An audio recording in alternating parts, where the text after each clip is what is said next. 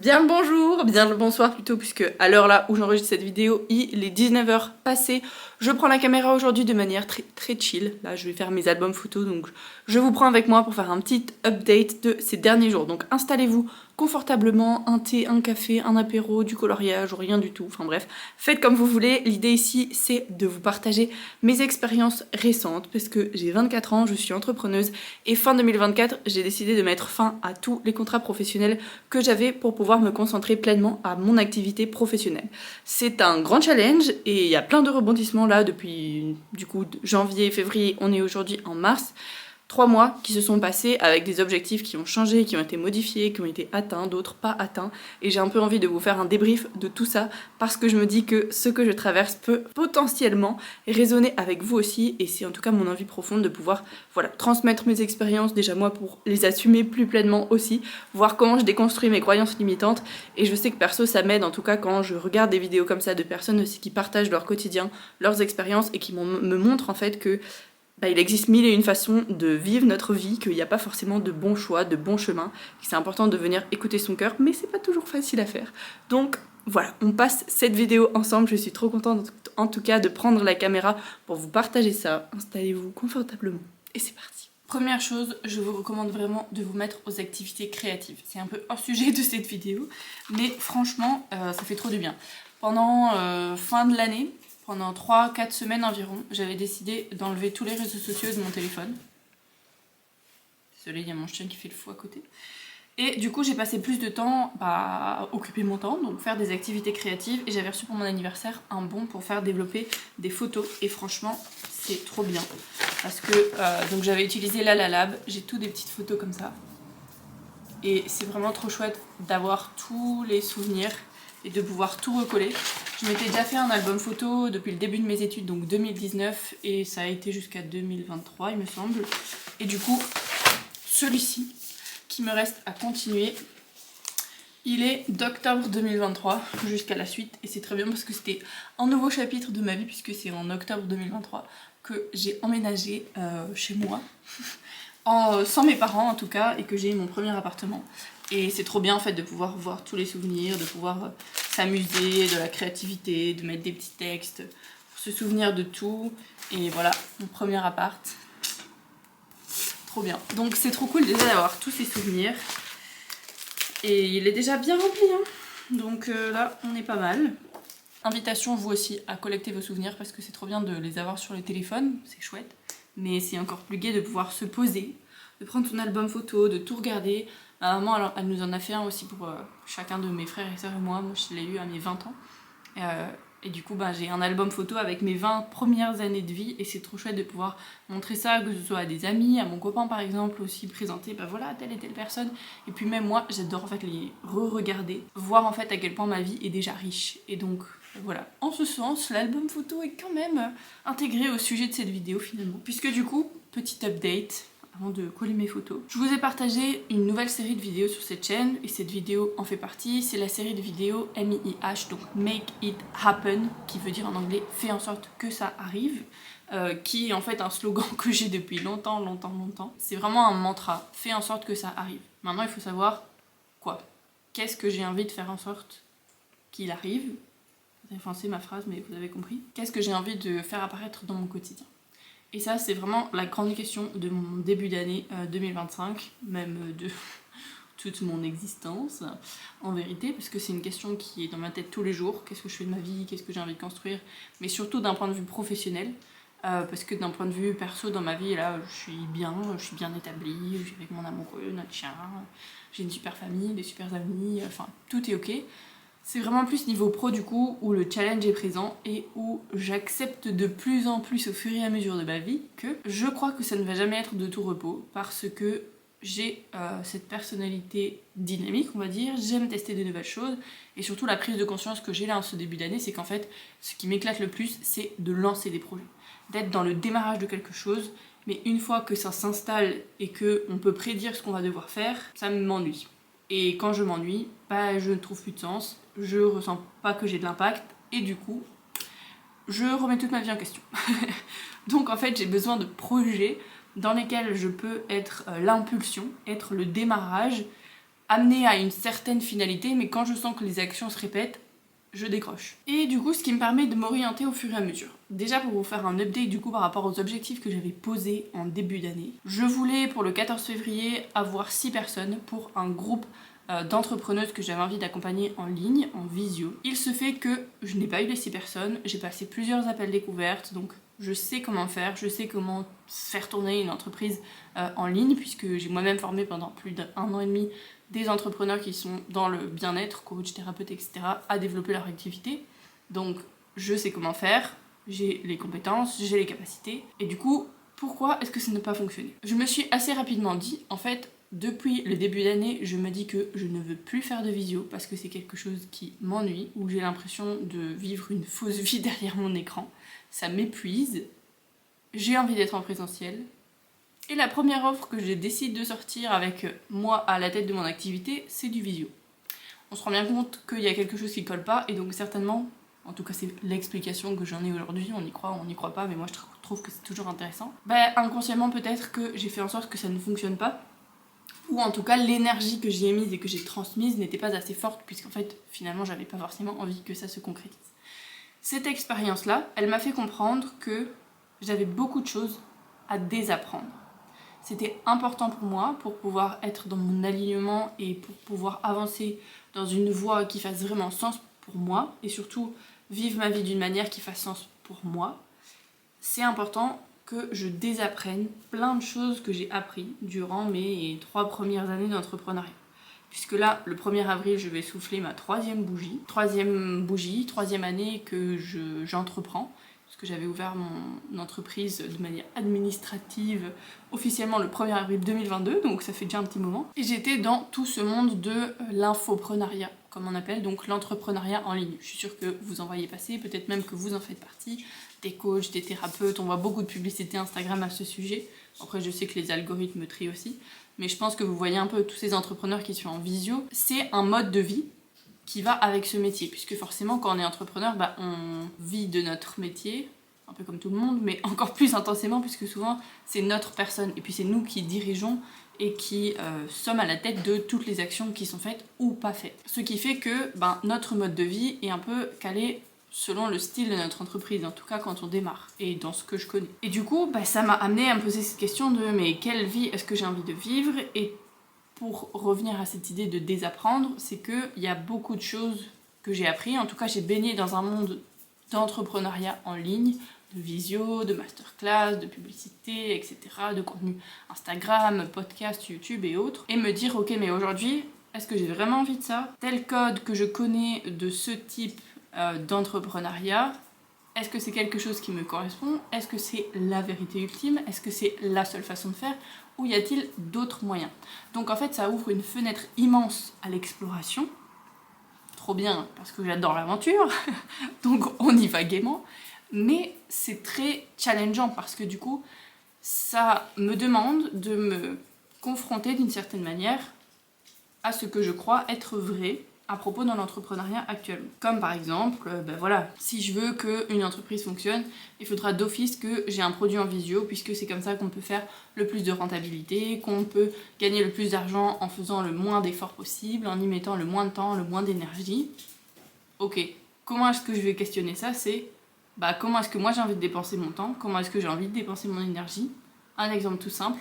Une vidéo YouTube, je sais que si je mets un process en place, que je fais ceci, cela, je peux la monter par exemple en 30 minutes, alors que dans les faits, j'y passe 2 heures. Ok, est-ce que j'ai vraiment envie de réduire ce temps et cette énergie-là que je dépense dans les 2 heures au lieu de 30 minutes? En fait, pas forcément. Parce que moi, je kiffe prendre ces 2 heures de mon temps, ces 2 heures de plaisir, 2 heures où je vois pas le temps passer, où je fais quelque chose que j'aime. Ok, donc l'optimisation c'est bien, mais à quel prix? Et du coup, est-ce que ça correspond à comment moi j'ai envie d'explorer mon métier, d'explorer les différentes facettes de l'entrepreneuriat et les différentes facettes aussi de cette liberté que ce métier m'offre. Voilà pour le petit point. J'espère que vous me suivez toujours. Dites-moi dans les commentaires si ça résonne. Pensez aussi à vous abonner à la chaîne. Et dites-moi aussi, s'il vous plaît, dites-moi dans les commentaires qu'est-ce que vous pensez de ce type de vidéo, qu'est-ce que vous avez envie de voir, qu'est-ce que vous avez envie que je vous montre.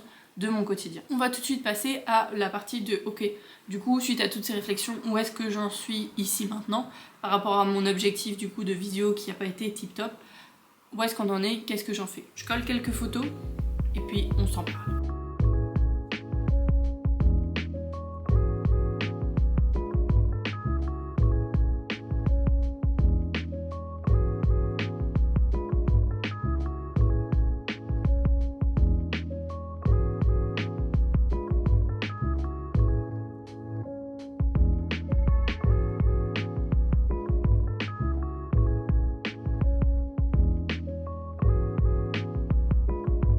Et donc après cet objectif du coup du 14 février de finito pipo, on passe à autre chose. Ce que je voulais en arrêtant tous mes contrats fin 2024 et en commençant l'année 2025 à mon compte vraiment, c'était du coup un retour en présentiel comme vous l'avez entendu, et je voulais vraiment me concentrer sur le développement de mes ateliers dans les universités, dans les hautes écoles, et ouvrir aussi à des organismes, des associations et pourquoi pas des entreprises qui collent aussi avec mes valeurs. Donc j'ai passé du temps, beaucoup de temps à envoyer des mails, j'ai quasiment contacté plus d'une centaine d'adresses différentes, de lieux différents, d'endroits différents, et récolter les retours au fur et à mesure, pouvoir optimiser aussi les mails que j'envoyais, et vraiment l'idée c'était de mettre toutes les chances de mon côté à ce niveau, tout en sachant que j'étais aussi en bataille avec tout ce que j'ai à désapprendre. Là aujourd'hui ça va, j'ai de la conscience dessus, je sais que c'est ça un petit peu ma bête noire du moment on va dire, donc j'y suis plus alerte aussi et c'est plus facile de le remarquer et de voir qu'est-ce que j'en fais que quand j'étais au plein milieu de la vague et de me dire wow, qu'est-ce qui m'arrive, ok j'ai tout arrêté, je voulais de la liberté, du plaisir, du kiff de mon activité, qu'est-ce qui m'arrive? Beaucoup de choses à désapprendre et surtout grosse insécurité financière. On joue la carte de l'honnêteté dans ces vidéos. Grosse insécurité financière puisque, comme je vous l'ai dit, j'ai arrêté tous mes contrats, donc plus de sources de revenus qui arrivaient. Du coup, je compte sur le développement de mon activité pour pouvoir avancer. Ça prend du temps de lancer une activité, bien que ça fait 2 ans et demi que j'étais dans l'entrepreneuriat, j'ai toujours travaillé avec des contrats en parallèle, qui sont dans mes compétences, qui étaient dans les trucs que je kiffais faire, et en ayant des coachings encore de moi-même. Mais donc j'avais une complémentarité de revenus qui me permettait d'être un peu sur différents fronts et du coup de diversifier aussi mes sources de revenus. Sauf que là j'ai décidé de tout arrêter puisque c'était plus forcément aligné avec ce que je voulais, et notamment, comme je vous l'ai dit encore une fois, parce que j'ai envie de plus d'humain, d'être plus dans du présentiel, d'en voir les gens en vrai et sortir un peu de mon bureau, de mon ordinateur et être dans le concret. Chaussette fait sa vie à côté. Qui dit insécurité financière dit panique à bord, parce que la sécurité ça fait vraiment partie de nos besoins primaires. Si jamais vous n'avez pas vu ma vidéo comment avancer quand on a l'impression que rien ne va, je vous la remettrai autour de celle-ci pour aller la voir, parce que j'y parle notamment des besoins primaires. Du fait que quand on va pas bien, souvent on cherche un problème extérieur, on cherche un gros problème quelque part, alors que généralement il y a déjà beaucoup de pourcentage du problème qui diminue quand on prend soin de nos besoins primaires, c'est-à-dire nos besoins physiologiques, nos besoins de sécurité, nos besoins d'accomplissement, d'estime de soi, etc., de reconnaissance. Le besoin de sécurité financière faisant partie de quasiment la base de la pyramide. Les premiers c'est physiologique, donc faim, soif, reproduction, etc. Juste au-dessus c'est la sécurité. Ça fait partie des besoins de base. Si je me sens en insécurité, en fait tout mon système part un petit peu en cacahuète et mon cerveau ne tourne plus qu'autour de ça. Donc j'étais vraiment nourrie par cette énergie du manque, par du matin au soir me poser des questions, comment je vais faire, etc. Et plus je me pose de questions, plus en fait mes questions sont autour du même sujet. Et du coup le champ des possibles n'est pas en mode ah voilà toutes les options, c'est en mode oh my god il y a trop d'options, qu'est-ce que je fais, qu'est-ce que je fais, qu'est-ce que je fais. Et puis je me suis rendu compte aussi, encore une fois en toute honnêteté et vulnérabilité, qu'il y avait des choses qui se sont passées, qui m'ont été dites, etc. Durant le courant 2024, des interactions que j'ai pu avoir qui m'ont en fait blessée plus que ce que je ne l'imaginais. Je ne vais pas rentrer dans les détails, mais comme ça nous arrive à tous, parfois on se prend des remarques, des phrases, même parfois des phrases qui sont dites comme ça de manière tout à fait insignifiante, mais qu'en fait on va retenir profondément. Je sais pas si vous voyez ce que je veux dire, parfois une phrase qui vous est jetée comme ça au milieu d'une conversation, ça vous marque, ça vous laisse une trace, et en fait ça vous empêche parfois d'avancer sans que vous vous en rendiez compte. Et en fait c'est tout ça que je me suis pris dans cette vague du coup là de février, en fait, c'était vraiment ça, fin février, début mars, où j'étais dans cette vague et où je me disais aïe aïe, comment est-ce que je vais en sortir de ce flot-là? J'ai besoin d'argent, j'ai la chance d'avoir mon amoureux qui m'aide, mais je culpabilisais de lui demander, ben voilà, ce mois-ci, je vais pas pouvoir payer le loyer, après c'est les courses que je ne sais pas payer non plus, qu'est-ce qu'on fait, comment on fait? Et j'avais pas du tout envie de dépendre de ça, d'être un poids pour lui, même si il le fait de bon cœur et qu'il me soutient dans la démarche. Je suis une personne indépendante, j'ai besoin de ma liberté et j'ai surtout pas envie de culpabiliser, de me dire je dépends de quelqu'un, quelqu'un doit en pâtir pour moi mes choix, donc comment on fait? Forcément, le sujet vient de me dire bah en fait il me faut un job parce qu'il me faut des sous là rapidement pour pouvoir apaiser mon besoin de sécurité financière. C'est la première chose à faire avant de penser à quoi que ce soit d'autre parce que sinon ce que je vais construire au-dessus ne sera pas sur des bases solides à l'intérieur de moi et du coup ça va juste se casser la gueule. Donc venons sécuriser ça, mettons les fondations, mettons du stabilisant là-dedans et puis Inch'Allah on verra où la vie nous mène. C'était un peu ça l'idée finalement. Donc je m'embarque dans mes recherches d'un emploi et là ça part en couille dans ma tête. Désolée pour le mot. Enfin désolée, non pas désolée, on parle comme on veut. Parfois, je fais une petite aparté mais ça me fait rire parfois quand je regarde des vidéos YouTube et que tu vois que la personne c'est dans son tempérament de dire des gros mots ou que juste en fait elle est en train d'expliquer quelque chose, elle y met de l'émotion et elle se retient de dire ce qu'elle pense vraiment ou alors elle le dit et puis il y a des bips sonores et des trucs comme ça. Je sais pas si YouTube pénalise vraiment parce qu'on dit des grossièretés. Bon je suppose si tu fais une vidéo en disant que des gros mots, ok il va peut-être t'envoyer te faire voir mais bref. Sinon c'est très beau là, c'est mes petites photos de mon voyage à Rome. Du coup, tout ça pour dire que osons dire ce qu'on pense. Je vous raconte là les faits, je les vis pleinement en même temps que je vous les raconte. Donc voilà. Je m'en lance donc dans la recherche d'un job et là, ça part en cacahuète parce que le champ des possibles est très large. Et je sais pas comment vous vivez vous parfois cette liberté qu'on peut avoir et je pense aussi que c'est pas seulement en tant qu'entrepreneur, c'est aussi une liberté peut-être de notre génération de se dire en fait tout est possible. Ok, genre je peux changer de job, je peux prendre un CDD, en prendre un autre, je peux prendre un CDI, je peux travailler comme entrepreneuse, tout est possible. J'ai des compétences, j'ai des capacités, il y a des choses, plein de choses que je peux apprendre, tout est possible. Tout est possible et donc quel choix je fais? Ah, grande question. Et ça, j'ai beau avancer sur mon chemin et voir que il y a en fait un fil rouge qui est présent et que je connais mon fil rouge, je sais ce qui m'anime et ce vers quoi j'ai envie d'aller, c'est difficile de savoir se poser et se dire je vais faire ça. Parce que ça enlève les autres options et du coup, bah là on est aussi confronté à nos croyances limitantes. Est-ce qu'il n'y a qu'un seul chemin possible? Est-ce qu'on ne peut pas faire plusieurs choses en même temps? Si je fais plusieurs choses en même temps, ça veut dire peut-être que je disperse mon énergie ou alors que cette activité peut me permettre de me nourrir dans cette activité-là va m'amener de l'énergie qui va nourrir cette activité-là, et ainsi de suite. Donc en fait, là encore une fois, il y a beaucoup de croyances à désapprendre de mon côté, et de voir que c'est pas forcément l'un ou l'autre, et que ça peut être l'un et l'autre, mais à voir comment simplement on les combine. Et aussi, prendre conscience, tout ce que je vous partage là, c'est vraiment des choses que voilà, j'ai intériorisées ces derniers jours, donc je vous les partage et je crois que ça fait du bien. Vous me dites dans les commentaires, vous mettez des likes, vous vous abonnez, manifestez-vous. Il y a aussi une notion, c'est la notion du temps.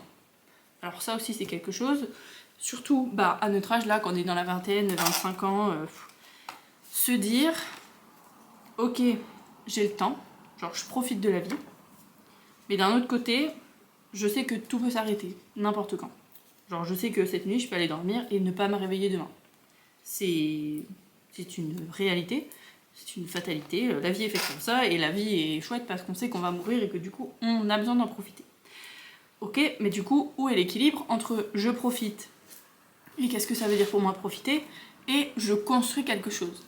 Et ça c'est vraiment moi une question qui me pèse on va dire, qui en même temps est géniale parce qu'elle m'enrichit, elle me permet de me questionner et du coup quand je me questionne, je fais en sorte de faire des choses qui soient dans mon alignement. Mais d'un autre côté, ça me fait me dire, très bien, je peux construire quelque chose, mais en fait, demain, tout peut s'arrêter. Donc, à quoi ça sert? Je dis ça grossièrement, mais c'est un peu ça, quoi. C'est Ok, je peux construire des choses, je peux me dire ah ouais je veux une entreprise avec autant de personnes, avec machin, sauf que ça va demander du temps, ça va demander de l'énergie, ça va demander de l'investissement, de savoir ce que je veux à long terme, c'est une très grande question aussi. Et puis si je construis pas, bah en fait qu'est-ce qui se passe, tu vois, si je vis d'expérience en expérience c'est génial, mais bah, par exemple si j'ai envie un jour d'acheter une maison, bah je pourrais peut-être pas faire de prêt parce que c'est compliqué quand on est dans l'entrepreneuriat, c'est aussi une réalité.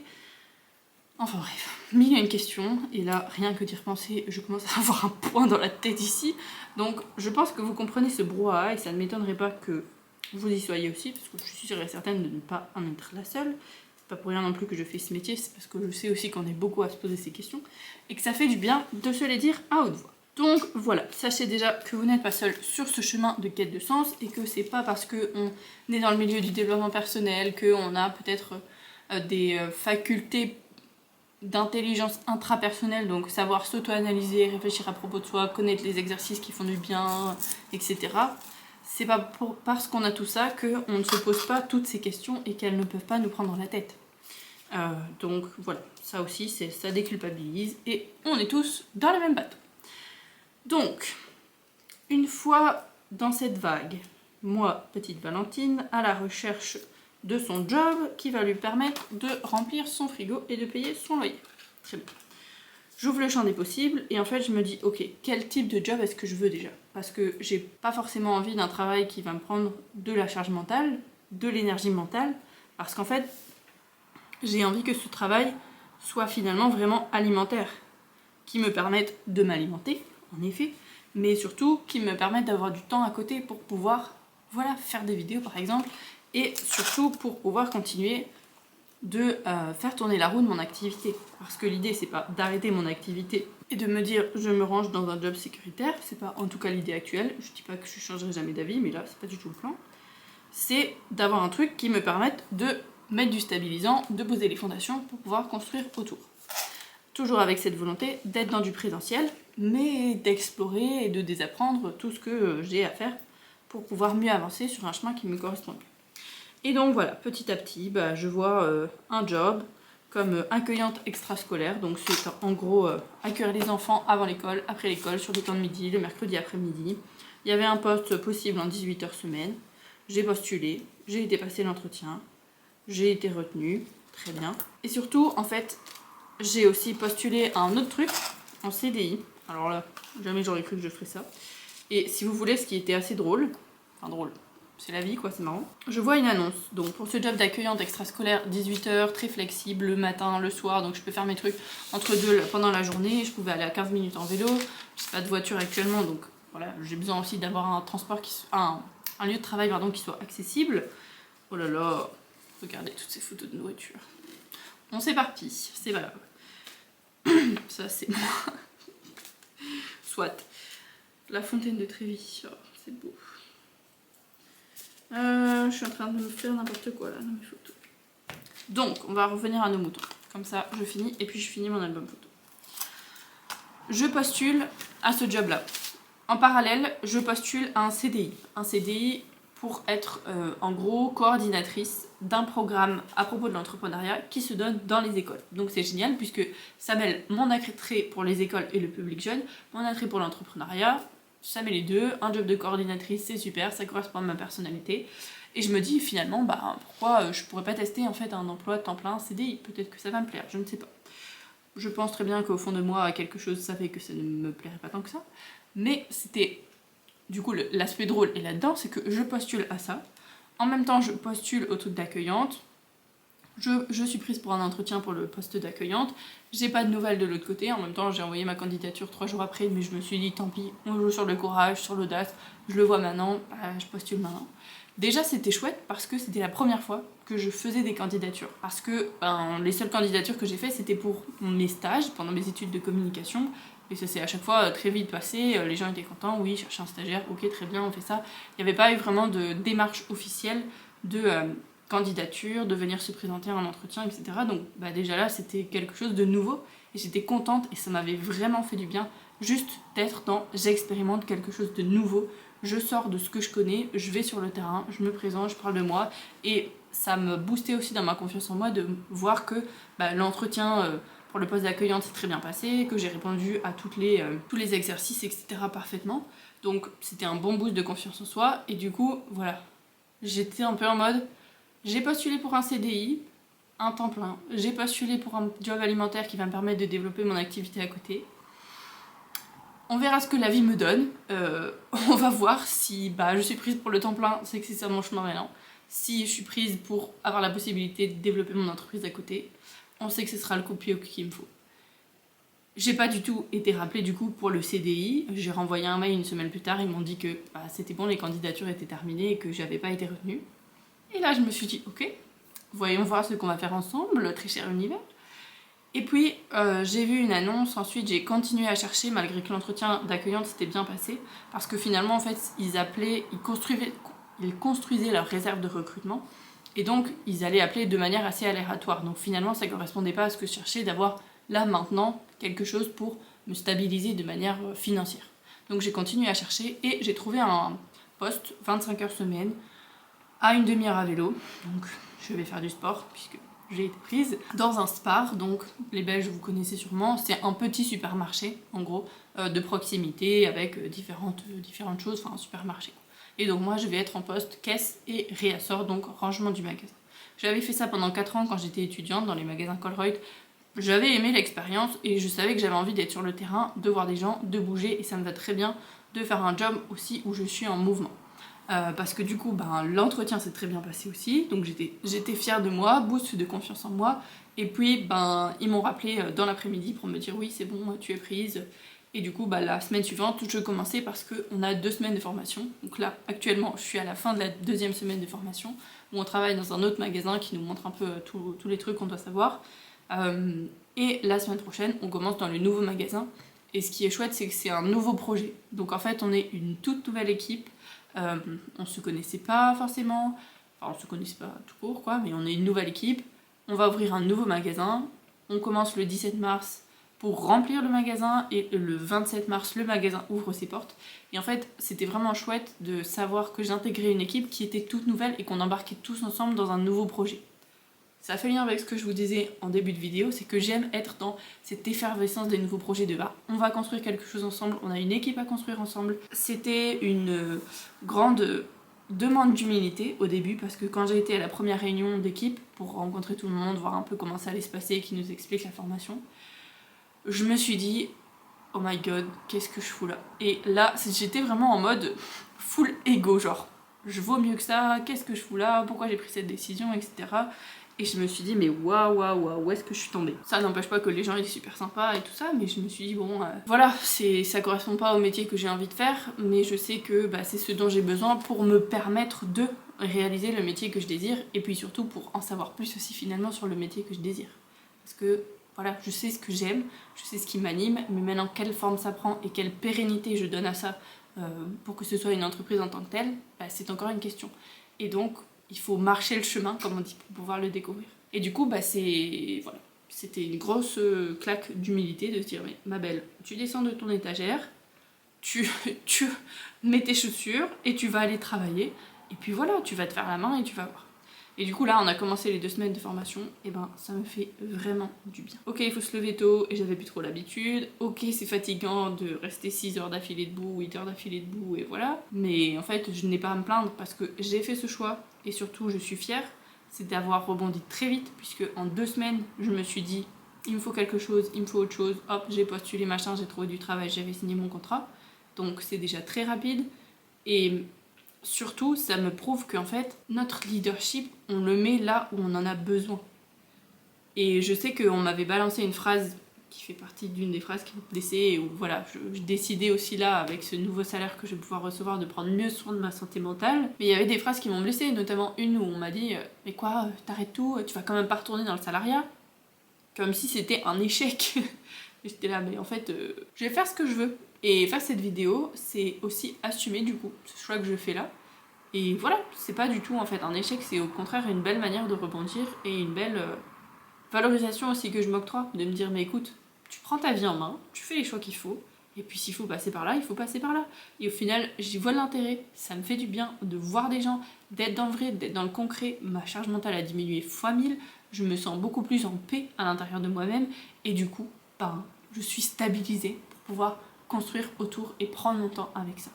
Donc s'il y a bien un message que vous devez retenir de cette vidéo, et je vais arrêter de blablater puisque ça fait déjà une bonne grosse vingtaine de minutes, c'est qu'en fait, il existe plein de chemins et que, ben, advienne que pourra finalement, faites les choix en fonction de vos besoins, en fonction de votre santé mentale, de votre santé physique.